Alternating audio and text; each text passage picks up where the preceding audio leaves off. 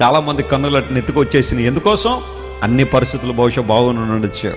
ఒక సందర్భంలో దావీదు కూడా అలా అనుకున్నాడట, నేను కదలను అని నా క్షేమకాలమున నేను అనుకున్నాను అన్నాడు. అంటే ఒక మంచి క్షేమకరమైన పరిస్థితి వచ్చేసినప్పుడు దావీదులో ఒకలాంటి అహంభావం వచ్చిందట.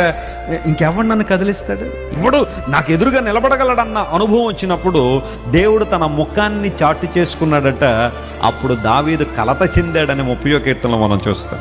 కొన్ని సందర్భాల్లో క్షేమం ఉన్నప్పుడు నేను కదలను అన్నలాంటి అనుభవం మనలోకి వచ్చేయచ్చేమో, కానీ నువ్వు కదలకుండా ఎందుకు నిలబడ్డావు అంటే దేవుని ముఖకాంతి నీ మీద ఉంది కాబట్టి. స్తోత్రం చెప్పండి, హల్లెలూయా. నువ్వు ఆ విషయాన్ని మర్చిపోయి ఇదంతా నా కష్టం, నా బలం, నా త్యాగం, నా సమర్పణ, నా గొప్పతనం, నా భక్తి అనుకుంటే కొన్ని సందర్భాల్లో దేవుడు తన ముఖాన్ని అలా పక్కకి తీసుకెళ్తాడట. కలత చెందిపోయిన అనుభవాలు దావీదులోకి వచ్చాయి. మనం బ్రతుకుతున్నామంటే అది ఎవరి కృప? దేవుని కృప మాత్రమే.